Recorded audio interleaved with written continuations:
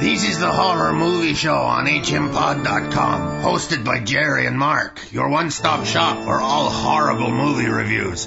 From the latest blockbusters and independent films to classics, let Mark and Jerry convince you the world is a dangerous place, though often good for a laugh.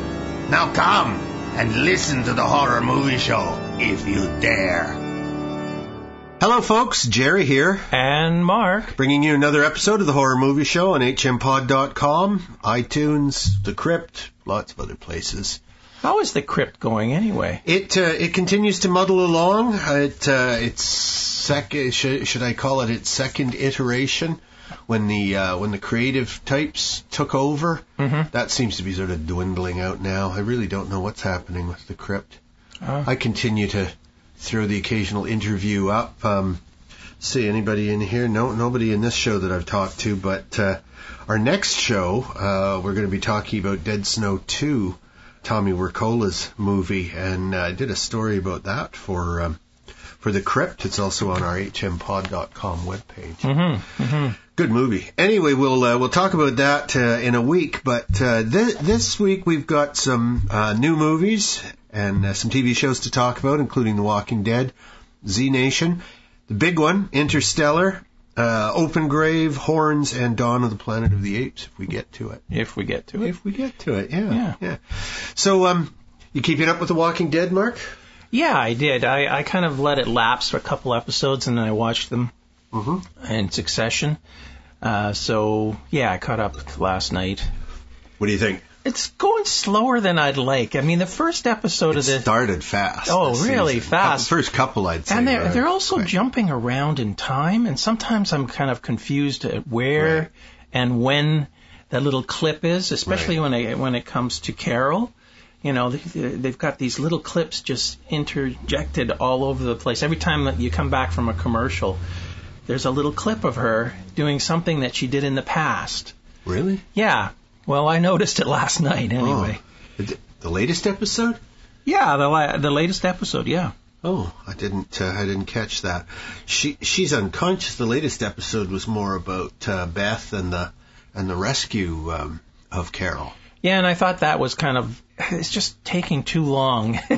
Well, yeah, you know, they can't keep that kind of breakneck pace up, so I have to cut them some slack, but yeah, the last few episodes haven't been as much fun as the first couple of episodes were with the cannibal crew. Yeah. Yeah, they were wild and crazy people. So whereas Dawn is still running the hospital, they've set it up for the big half-season finale. That's right. Which is next week. Next week, yeah. So now everything's in place. Everybody, the stories are all merged into one big story kind of thing. Yes, and it looked like there was going to be a fairly easy swap, a good chance of a swap of cops for Beth and what's her name? Carol. Yeah. But unfortunately, something happened that is going to throw a wrench into the works. So a sabot into the machinery. Still enjoying it. Rick, my goodness, that man is just always on the verge of killing somebody. Yep. He's never not on the verge of killing somebody. Yeah, he doesn't seem to want to show leniency anymore. No. And that's, he's lost something because humanity. He's got to come back a bit. Yeah. Because if he keeps going like that, he's gonna end up dead real quick. Just an animal. Yeah. Yeah, he really seems to just be operating on anger and menacing. Yeah. His menacing mode. That stance that is so well known for Rick, standing up straight with his giant pistol in his hand, pointing down at the person underneath him. Boy, they sure use that a lot, and I see that comes directly from the comics. That's sort of an iconic look stance for Rick. Yeah. Well, we've got these little groups of people.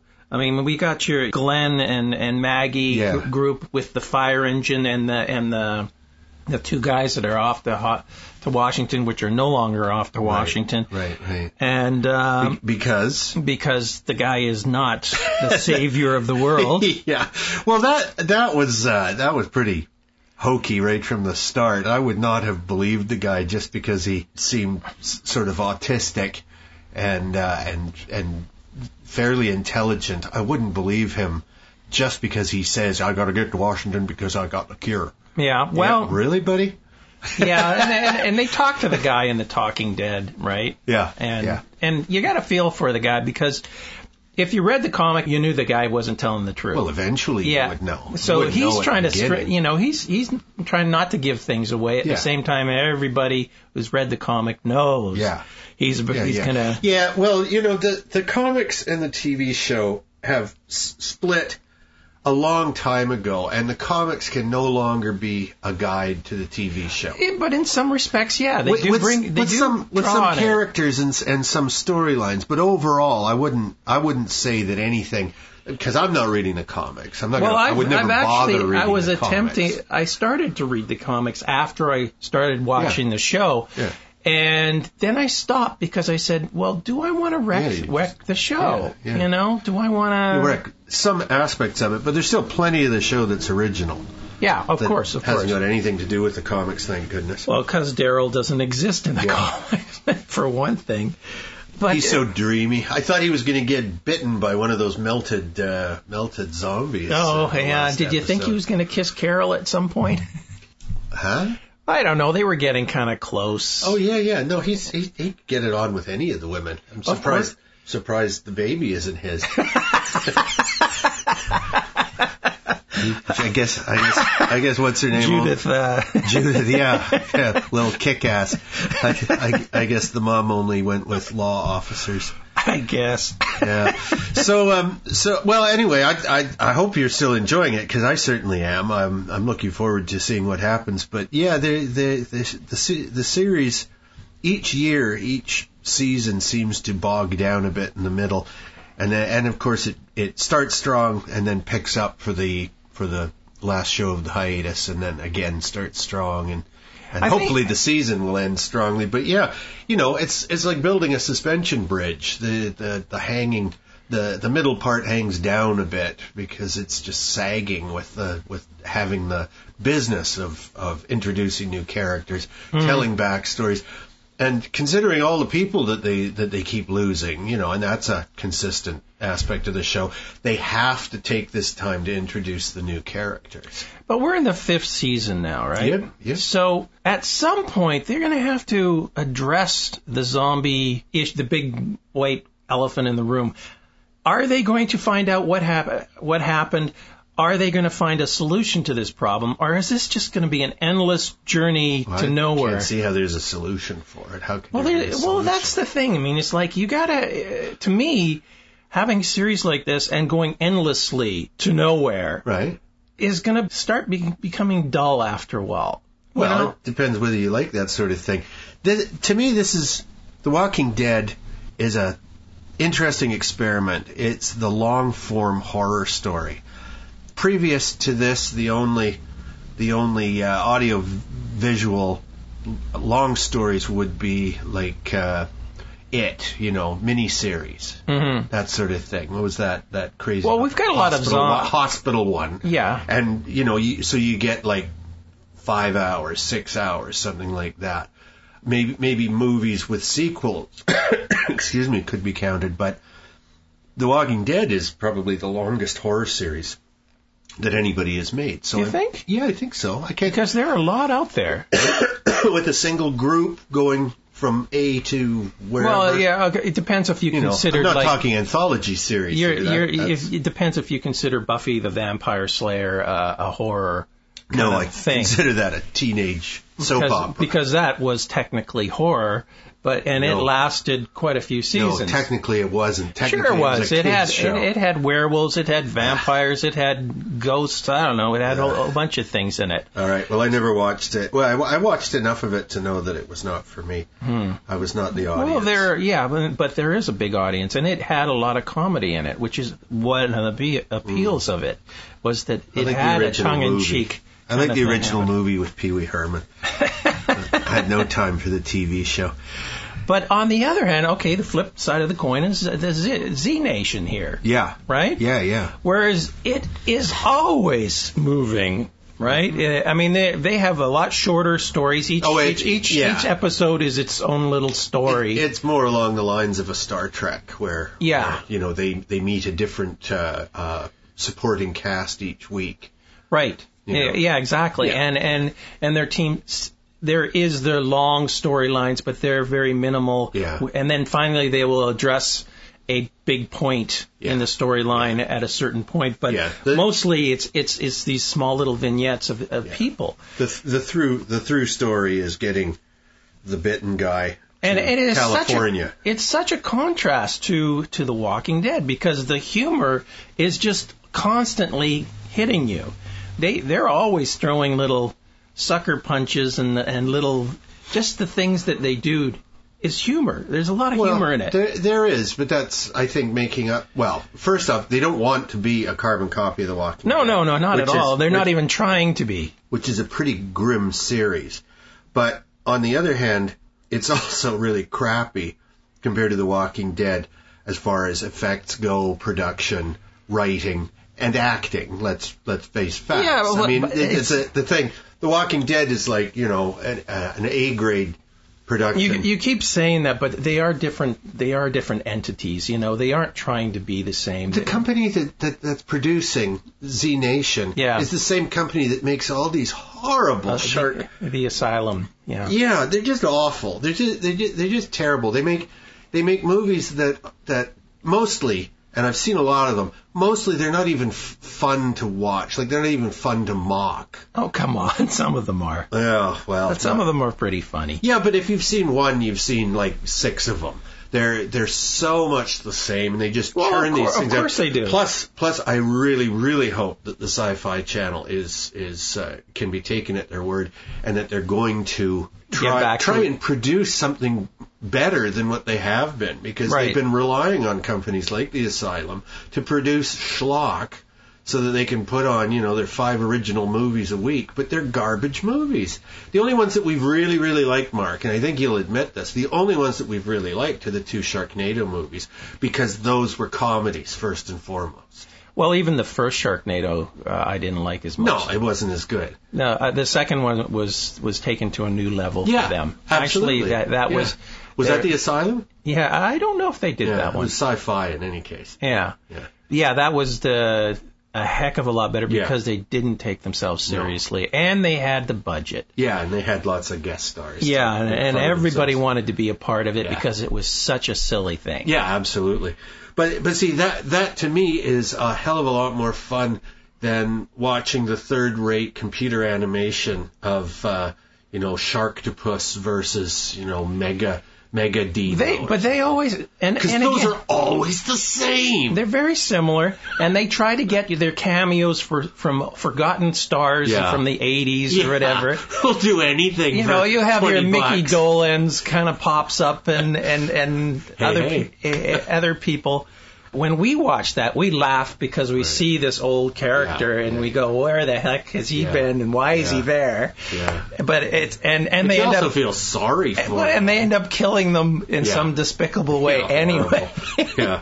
So I mean, it's fun in that respect, Well, it's not that much fun. Oh, I don't. I have more fun watching a good movie than I do watching a deliberate piece of trash. Mm-hmm. Because cult movies are born, they're not made. You can't make a movie intentionally bad to make people laugh, unless it's a comedy first and you're making fun of the whole genre. But if you're just trying to make a movie and it's really bad, that's just sad.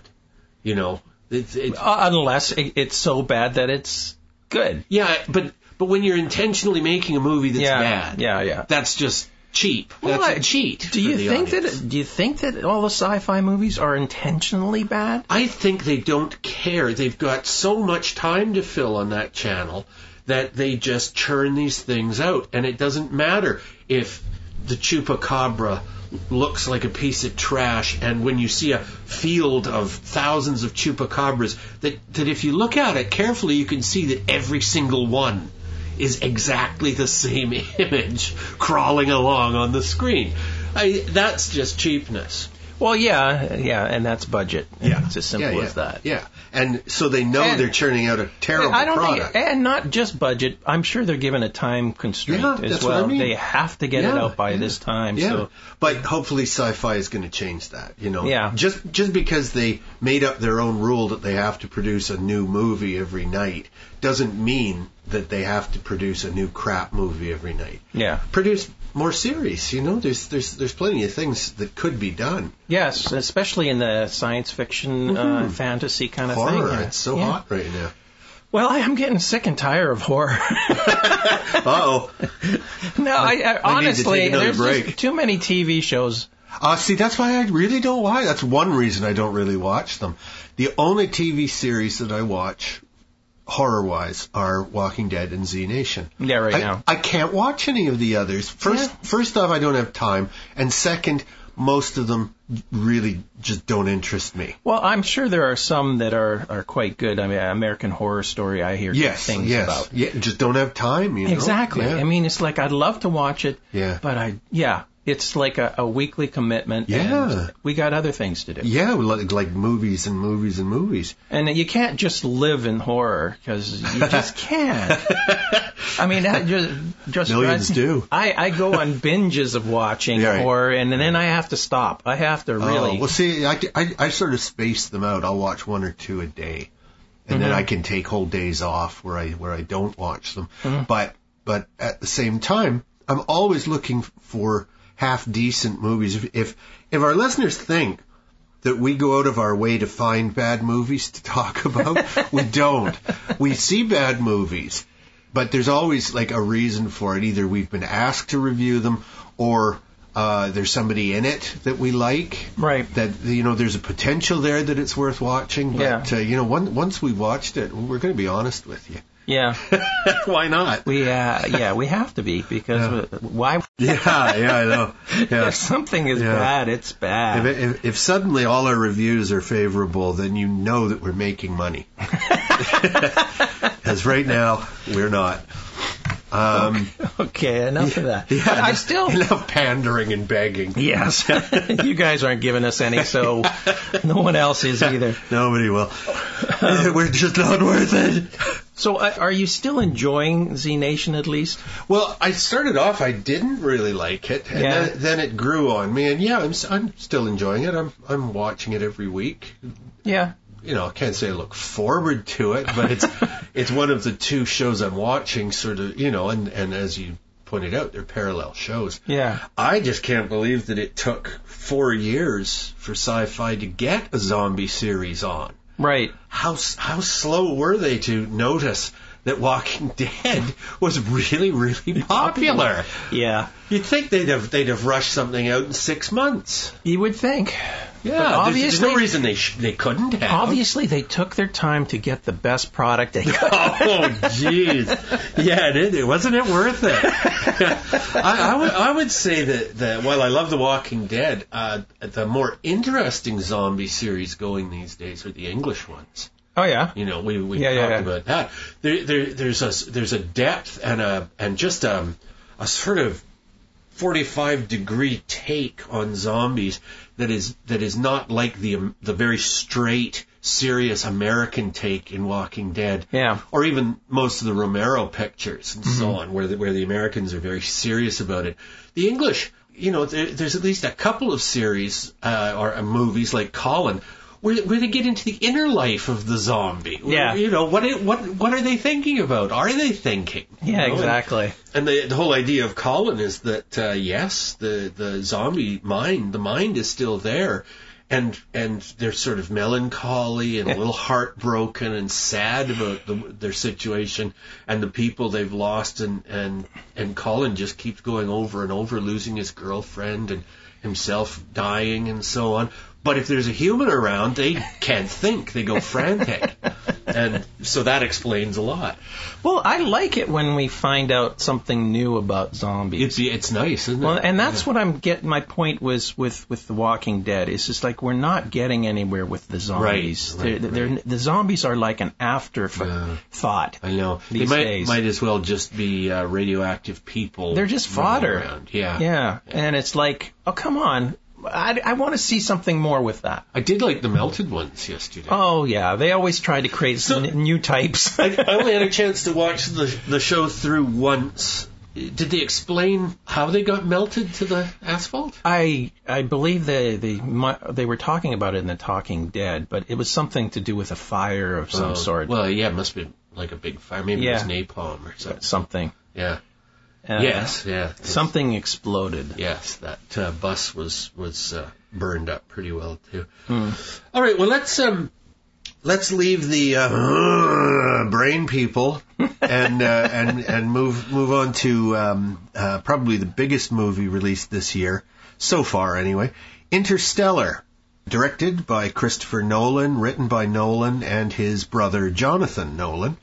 It stars the ever interesting and kind of peculiar Matthew McConaughey. He's Cooper. Anne Hathaway is Brand. Mackenzie Foy plays Cooper's daughter Murphy at the age of 10. She's really good. John Lithgow plays his father Donald. Ellen Burstyn plays his daughter Murphy when she's an old lady. Bill Irwin, who is a clown. He's a comedian. Best known for his clown work. He's a pantomime artist and so on, a mime, but he also does acting now and then. And he does the voice of Tars, which is one of the two robots that's featured. 3 actually in the movie. But wonderful, dry comedy. I believe he actually did the movements for... Oh, see, I can believe it, because that's what he does. Yeah, he was actually, he was digitally removed because the robot was real. Yeah. It was a real thing. Okay. And he would move the arms and things like that from behind. Right. And they digitally took him out but left his voice. Right. And then they would have to...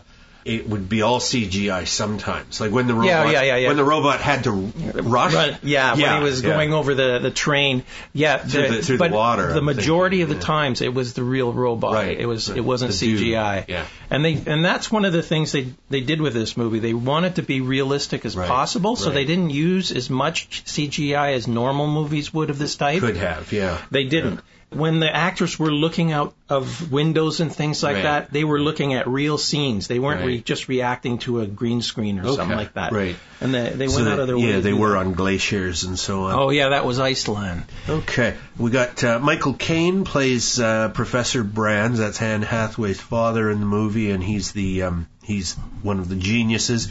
Wes Bentley is another astronaut, Doyle. William Devane, haven't seen him in a long time. He plays Williams, sort of the manager of the project, the Interstellar project. Jessica Chastain plays the daughter Murphy when she's a grown woman, sort of the majority. Her brother, Casey Affleck, Topher Grace, is sort of a boyfriend of hers. And Matt Damon. Yeah. Surprised to see him because I hadn't heard he was shows in it. up. Yeah. What a weasel he is. Yeah. You can really understand he's a crazy weasel. You can really understand why he does the things he does. I don't know about that. But they obviously picked the wrong person to go to that planet. Well, no, he's been broken. He's been alone on the planet for years. So. Yeah, but also well, that's the thing. I mean, they can go into hypersleep or whatever, hibernation of some sort. Yeah. So there isn't a reason for them to be alone for a long time by themselves. They can just go to sleep for long periods of time, wake up for a short period to see what's happening, and then go back to sleep again. But that's it. As Matt Damon says, he didn't even set a wake-up time. Well, he got so depressed. Yeah, he's just committing suicide, essentially, because eventually the machine will break down and he will die. You know, he's freeze to death on that planet, the power system. So he just figures he's alone and will be alone until he's dead. Well, let's give them a synopsis of what the movie's about. Well, that's not so easy because it's a great 5-dimensional movie about, but ultimately the movie is about love. That's the theme of the movie. Okay, putting it in a little more less esoterical kind of way. It's the future, and things are not going well. The near future. The near future, yes. Food is running out. Yes. Climate change has pretty much wreaked havoc on the planet. Yes, and NASA has been secretly, because they've gone underground, you know, it's like they're a secret society now because everybody was pissed off.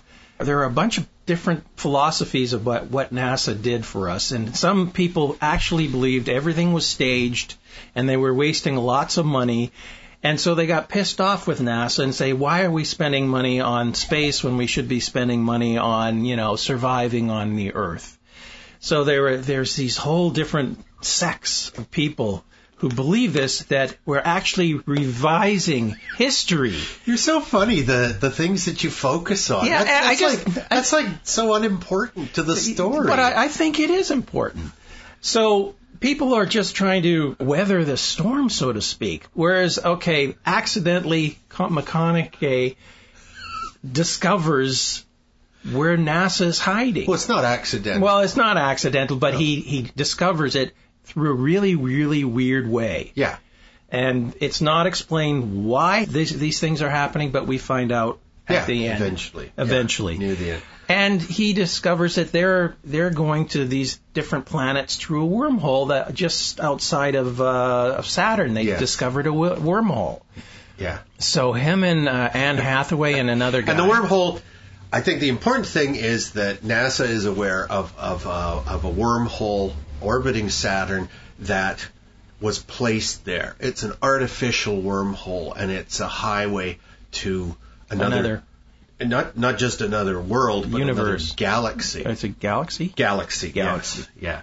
So the movie shouldn't be called Interstellar. It should be called Intergalactic. Probably. Yeah. Because it's not just going from our sun to another star. It's going from our Milky Way galaxy to another galaxy. Yeah.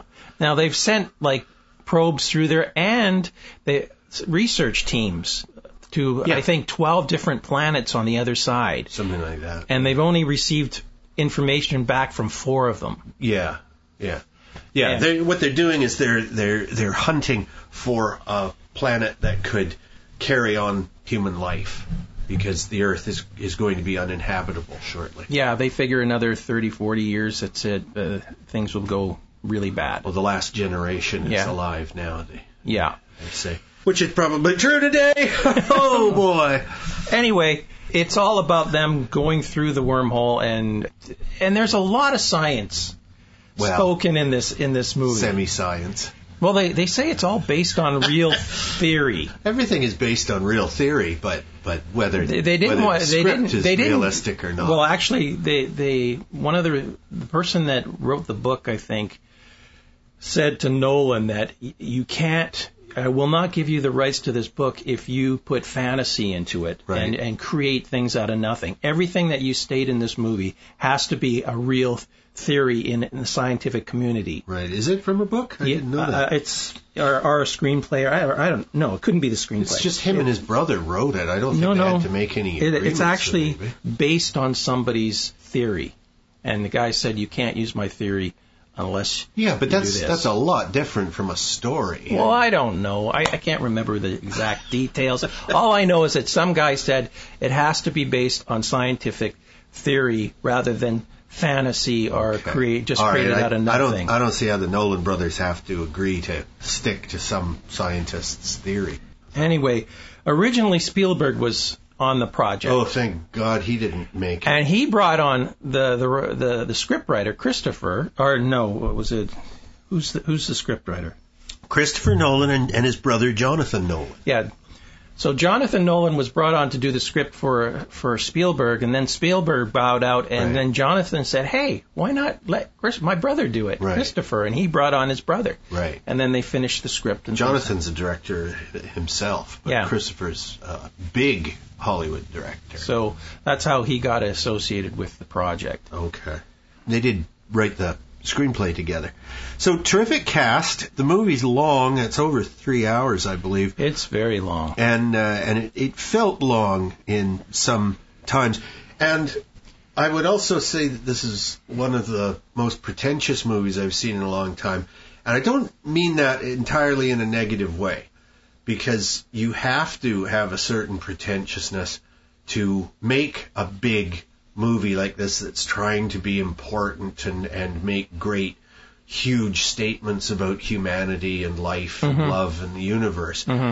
Kubrick couldn't have made 2001 if he wasn't pretentious to some extent, you know. Because you're dealing with the beginning of intelligence in human beings in the future, our future as star children among the galaxies, so you have to be pretentious. It's a pretentious story. Right. But I thought it was entertaining enough that it kept me focused on the story from beginning to end.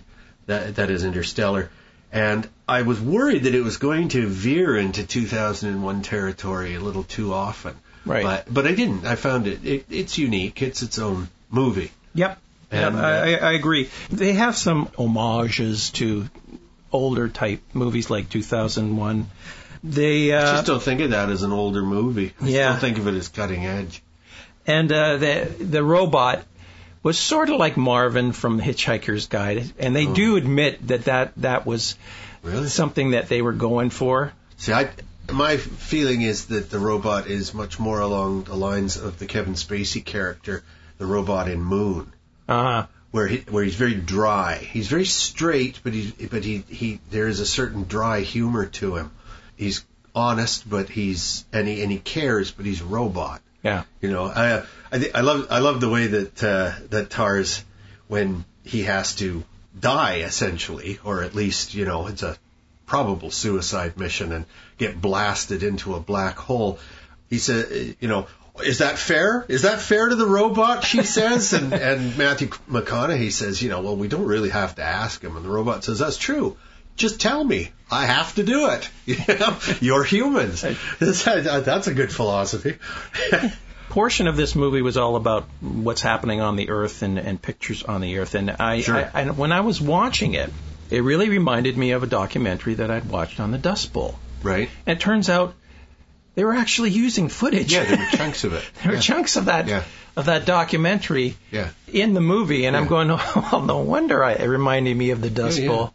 Yeah. No, they were using actual footage from the Dirty 30s. Yeah. Yeah. No. It was it's just a dismal period in farmers' lives where they had these storms of dust just coming over the horizon, and they were like hundreds of feet high. They'd strip the land of any cover. Yeah. So when winds came, it just picked up the dirt and blew it away, and the future for the farmers. Yeah. Yeah.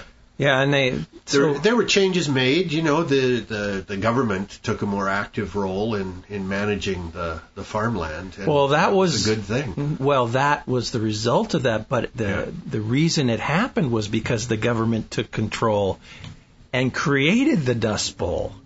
They made them grow certain crops, and they made them till the land in a way that created the dust. Right.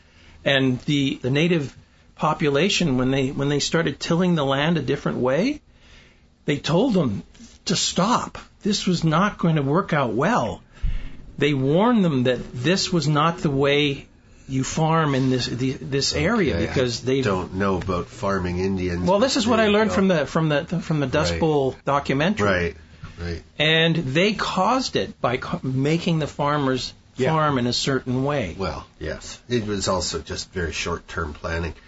Let's get on to our next movie, which stars one of my favorite actors. It's called Open Grave, 2013 movie, directed by Gonzalo Lopez Gallego, written by Eddie Borey and Chris Borey, and this is the dude, Charlton Copley. He plays John or Jonah. Thomas Kretschmann is Lucas. Josie Ho is Brown Eyes. Joseph Morgan is Nathan. Aaron Richards is Sharon, and Max Wrottesley is Michael. I love Charlton. I don't know why you like him. Really? Well, I mean, I like his... I can't stand his voice. Oh, yeah? I just cannot stand... It's just way too high. Right. And it just doesn't suit his look. And he's kind of a skinny little guy again in this movie. No, he's pretty muscular again. You see him, he's muscular. When he was in Sector 7 or whatever, 9, Sector 9, he started off skinny, and then he became that robot guy or whatever. Bug or whatever. Prawn. And then he was in that other movie that he was pretty muscular as well, the one after that. With Matt Damon, same director. Elysium, yeah, and he was a real muscle. But again, his voice just drove me nuts.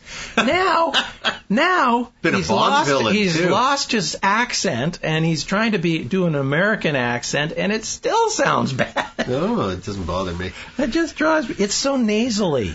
Yeah, well, it's a South African accent, I think. Yeah. It's kind of a guttural accent. Yeah.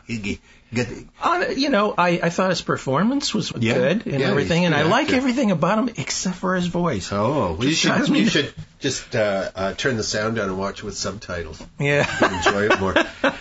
So this movie begins with good old Charlton waking up in a deep open pit filled with rotting human corpses.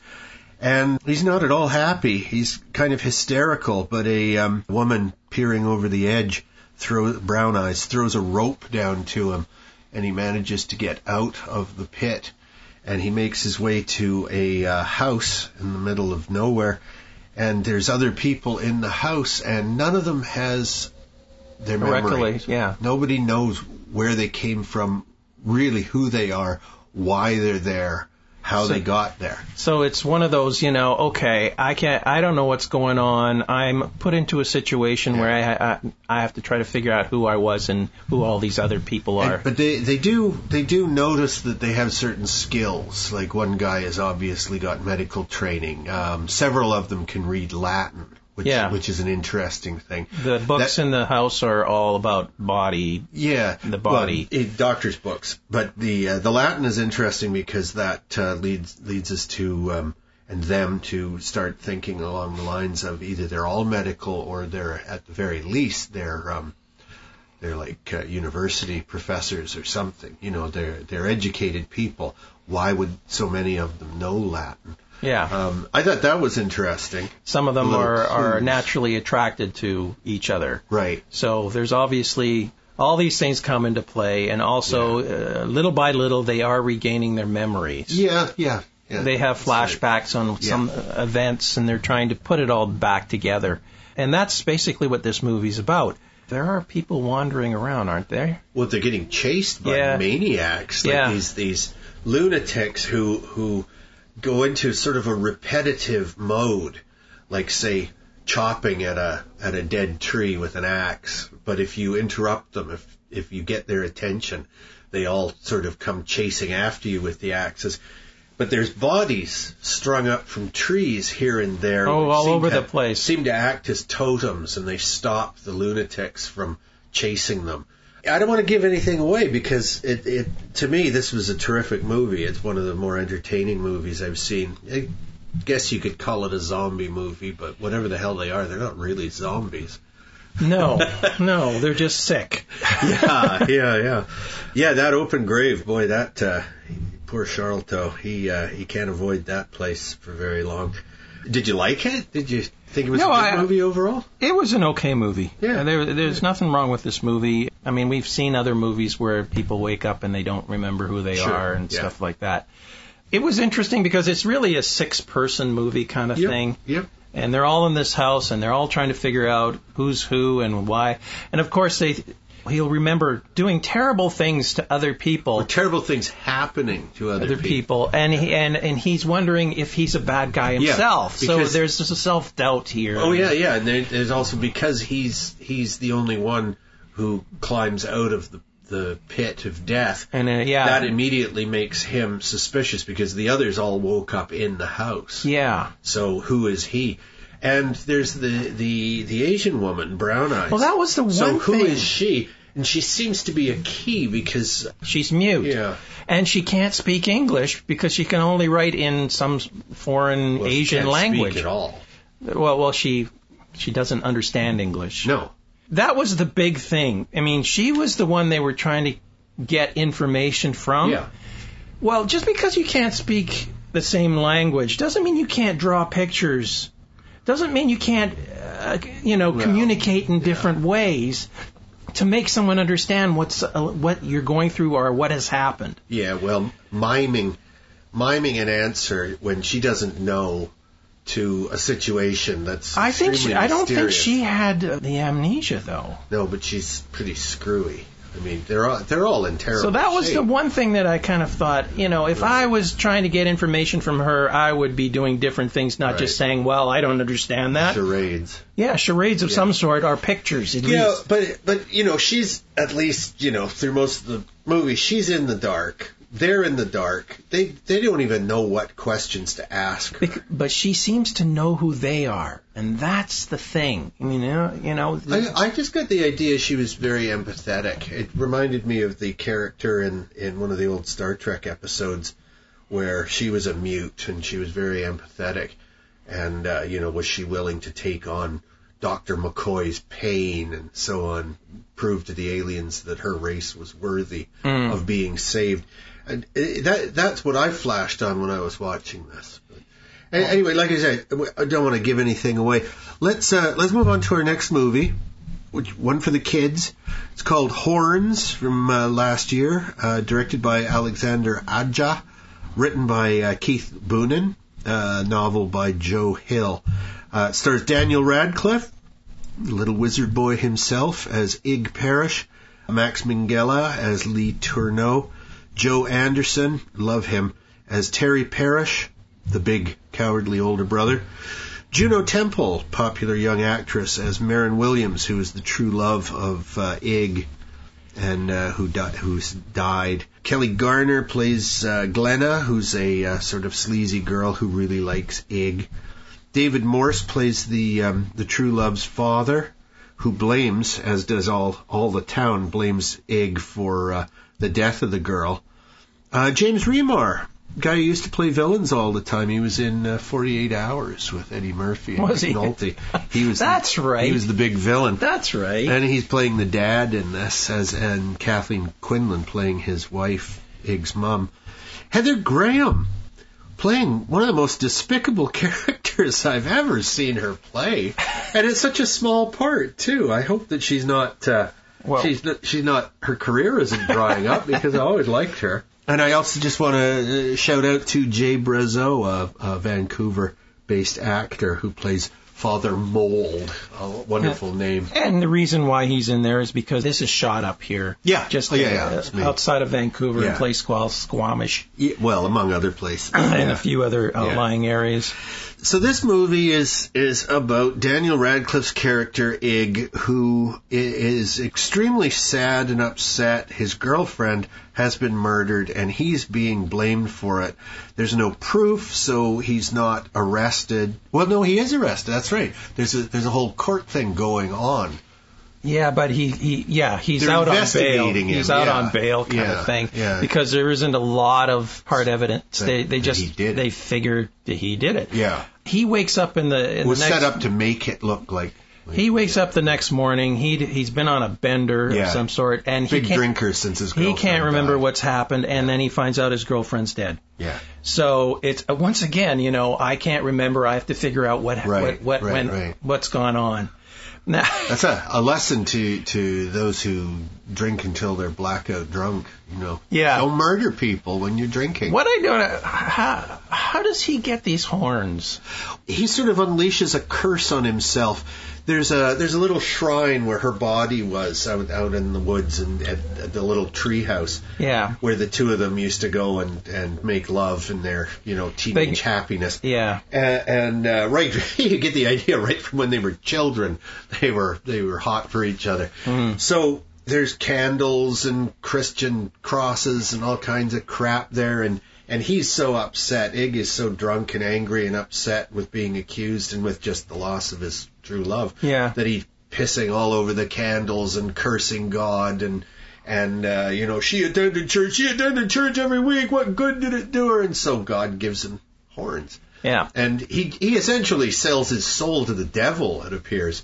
Now, since he didn't consciously sell his soul to the devil, is it truly sold, or can he reclaim it? That's the battle that he's going through in this movie. And one of the side effects of him having these horns is they're real. They're like real big, horns, nasty looking horns. Well, they start off small and they grow. Yeah, but constantly. they grow really fast. They're huge. But one of the side effects is whoever he's with.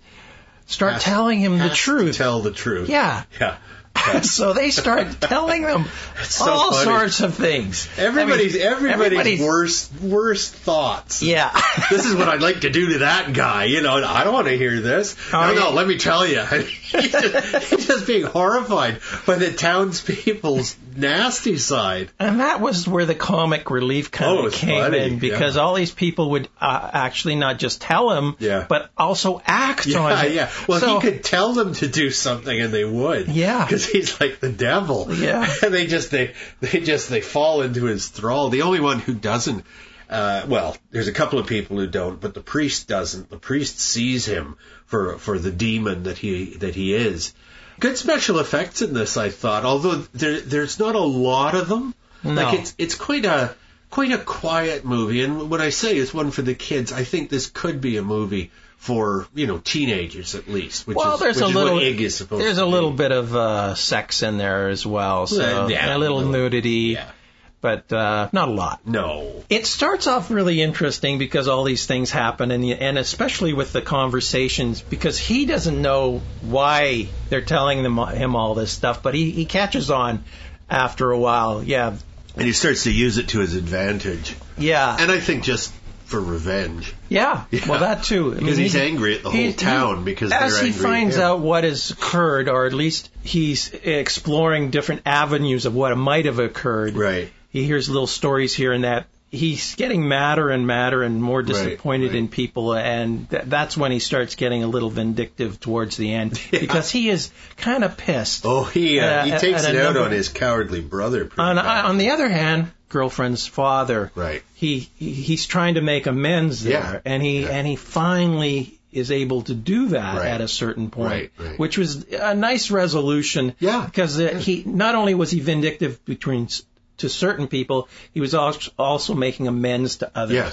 Well, it's like he's got it's like he's got superpowers. Yeah. And he has to discover what those powers are. Yeah. And he also has to make sure that he doesn't use those powers purely for evil. Yeah. Even though sometimes Superman could be the worst villain. Sure. In history if he only went to the dark side. Yeah, and luckily he was raised in Kansas, where people are so nice. The Kents, yeah.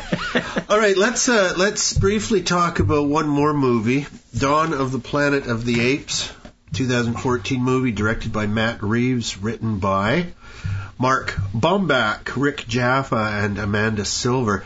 I'm glad to see Andy Serkis getting star billing in this, even though I wouldn't say that Caesar is the main character. I'd actually say that Jason Clarke playing Malcolm is the main character.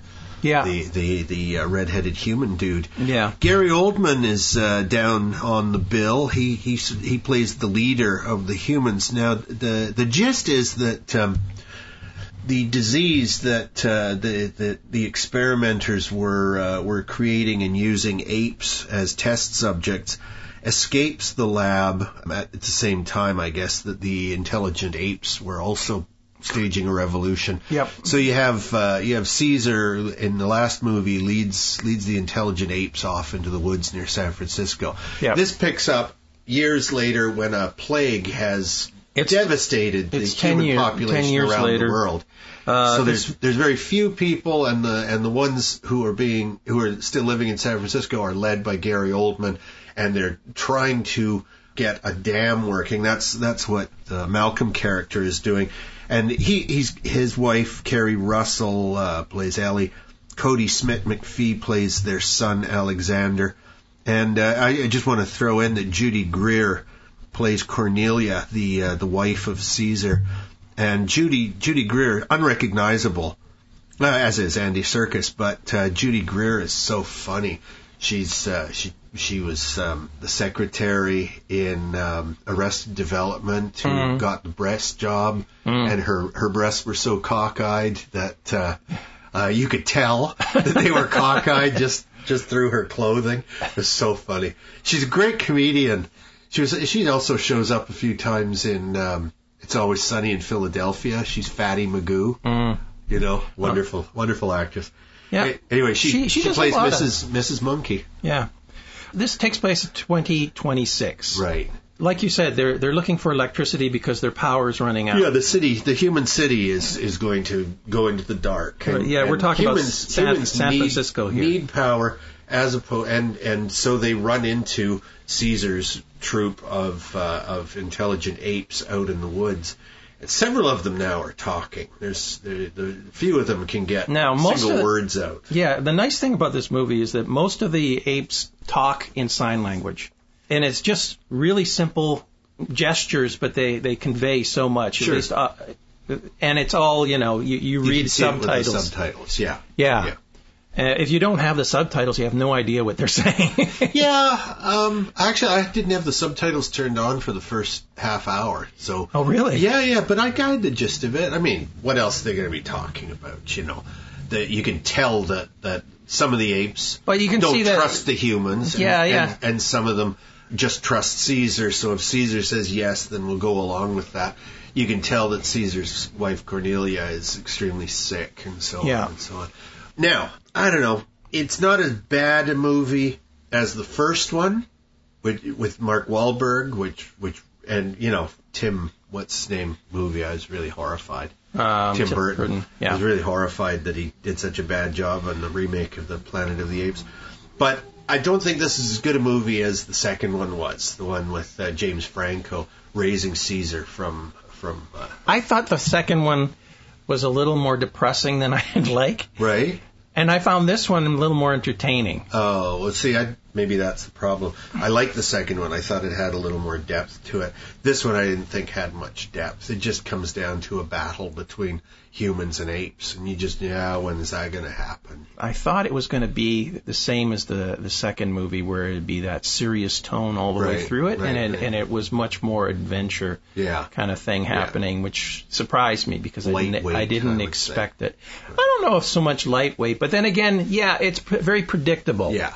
It's the same old thing about betrayal and who can you trust and who's good and who's bad. Yeah. Will we get along? Should we? Who are your friends? The real reason to watch this is the special effects. The second in command of the apes. Yeah. And he's a Koba. Yeah. Real nasty character. But it's great when he's caught scoping out the humans' guns, their armory storage. Their armory. When he's doing that and he's caught by a couple of humans and he gets out of it by pretending to be like a circus chimp. Yeah. That is so funny. It's really beautifully done. And this, intelligent chimp with, these malicious, intelligent but malicious eyes, when he suddenly sort of clicks into circus mode, it's really well done. Yeah. It also allowed you to see just how good the CGI effects of turning humans into chimps was. Yeah. Plus, you gotta love the big orangutan. Yeah. The big, soft, kindly. Of course. Orangutan. He doesn't fight. He just kind of sits there. No, he's like the advisor. Yeah. James Franco has a little cameo in a flashback video, and it turns out he didn't even know he was in the movie. Oh yeah, that's funny. Right. They just used something from the first movie in the second movie. Yeah. So he was quite surprised when he found out he was in the movie. I wonder how much you get paid for a clip, because it's only seconds. Yeah. Enough to recall the previous movie. But there is also a little thing. They go to Franco's house. Right. And one of the things that you will notice that there's an X on the door. And that, in other types of movies like this, when there's a contagious thing happening around and there's an X on the door, that means that there's been... Stay away, which is sort of like a hint of what happened to James Franco. Oh, yeah. Character. Yeah. 19 out of 20 people are dead, whatever, around the world. So, things are pretty awful. It was a real bad plague. Okay, folks, well, let's just very quickly go through the movies we talked about. Interstellar, would you recommend it? Yes, I would. Unfortunately, when we saw it, at least I saw it, the sound was so bad. Yeah, it was muddy, wasn't it? It was just terrible, and it kind of wrecked the experience, but I could get beyond that and look at what it was really about. Right. It's a good movie. Right. Yes, I agree. And Mark saw a 5 o'clock showing. I saw an 8 o'clock showing. Different theaters, and yet the sound was bad for both of us. Yeah, so strange. It must be a problem with the print or whatever. With the movie itself. Yeah. Open Grave, I definitely would recommend this. I thought it was very entertaining. I thought it was okay. A nice little movie. It's that's what I'd think. Little movie. Horns. It didn't get really good reviews. A lot of people hate this movie, but really? I thought it was okay. Yeah, I quite liked it. I'm indifferent to Daniel Radcliffe's most famous series, the Harry Potter movies, but I thought he was very good in this. I also think it's interesting that he's sticking so close with horror, because the last movie I saw him in was The Lady in Black. Right? So, yeah, he's doing these little things. Yeah, I mean, he's got so much money now. He doesn't have to work a day in his life. Probably not. So now he can do whatever, these little vignettes. He must like Elijah Wood. He's seems to be concentrating on horror too. Yeah. Which is interesting, because both of them played such goody characters. Yeah. As virtual children, if not actual children. If Frodo isn't childlike, nobody is. That's why he could carry the ring. Yeah. And not be destroyed. So he's played things like he was in Sin City, the first Sin City movie. Oh, he was horrible in that. A despicable person. Yeah, a real monster. And he ends up turning into this yellow, awful thing. Yeah. Okay, so we both recommend Horns. And Dawn of the Planet of the Apes. If you're a completist, go see it. If you want to see good CGI, go see it. I didn't like it. I liked it. Okay, Mark liked it. I liked it, and there's nothing wrong with the movie. I mean, I thought it was a good adventure movie. Right. But it's not the same as the previous movie to that. As we said, lightweight. Okay, folks, we'll be back with another episode next week. Let's see, we'd talk about VHS Viral and Dead Snow 2. Probably also get on to Dracula Untold. So we got lots of new movies for next week. In fact, it's an all new movie episode